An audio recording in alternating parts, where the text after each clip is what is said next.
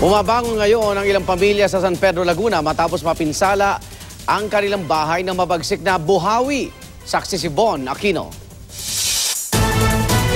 Kung mapaminsalang buhawi lang, mas madalas siyang manalasa sa ibang bansa. Tulad ng mga ito nakuha sa US at Germany. Kaya laking gulat ng mga taga Southridge ng Barangay San Antonio sa San Pedro, Laguna kahapon.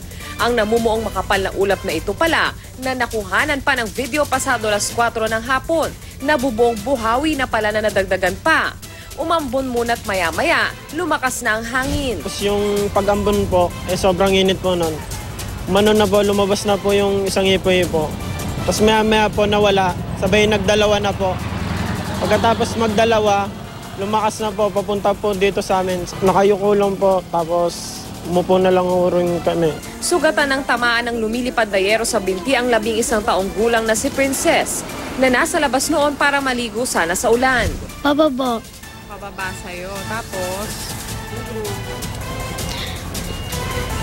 Hinimuko ako, hindi ko alam pala, dumudugo. So anong ginawa mo pagkatapos mong masugatan? Tumakbo. Tinaman na nga ako nito, oh. Pagbaksa ko lahat, takbo pa rin ako, hinanap ko pa rin siya talaga eh. Kasi paalam niya maliligo sa ulan. Maliban sa may nasugatan, humigit kumulang 50 pamilya rin ang apektado dahil sa mga napinsalang bahay.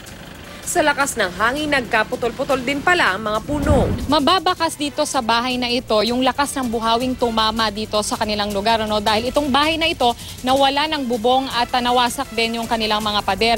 At tayo naman dun sa may-ari, mabuti at wala sila ng manalasa nga itong buhawi. Yun nga lang ay wala talaga silang naisalba kahit na isang gamit.